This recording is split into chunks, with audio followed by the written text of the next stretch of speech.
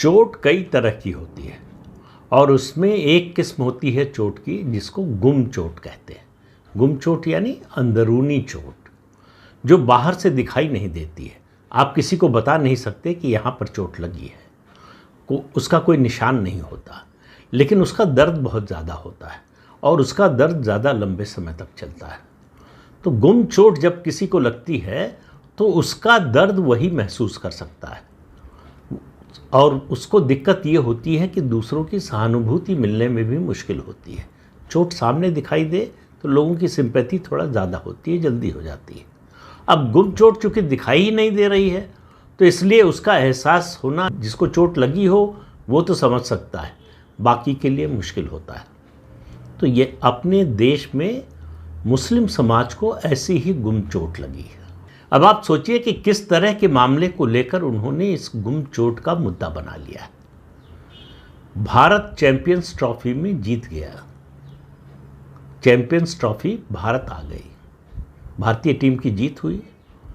अब उनके दर्द का कारण क्या है?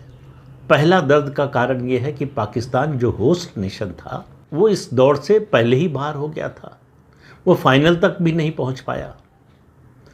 अब सवाल यह है कि भाई भारत के मुसलमानों का पाकिस्तान से क्या लेना देना, उनसे क्यों सिंपैथी होनी चाहिए? उनकी सिंपैथी तो भारत की टीम से होनी चाहिए, लेकिन उनकी सिंपैथी ये बताता है कि उनकी सिंपैथी पाकिस्तान की टीम से ज़्यादा है भारत की टीम की तुलना में। यहाँ तक भी चलिए समझ में आ सकता है कि दोनों देश एक समय एक ही थे, देश का बंटवारा हुआ, उसके बाद ये दो देश बने। अब उसके इतिहास में नहीं जाते हैं क्या हुआ कैसे हुआ, बहुत से रिश्तेदार उनके यहाँ हैं और यहाँ वालों के वहाँ रिश्तेदार हैं। लेकिन सवाल ये है कि इस मैच में तो फाइनल में न्यूजीलैंड हारा।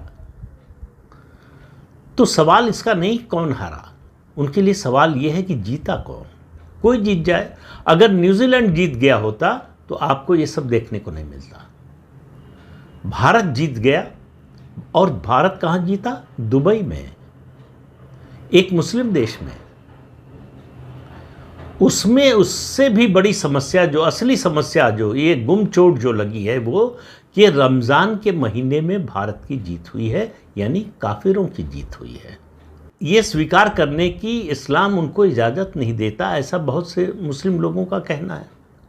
और आप देखिए महो में जो हुआ इंदौर के, वो सिर्फ इसलिए हुआ कि भारत की टीम जीती है।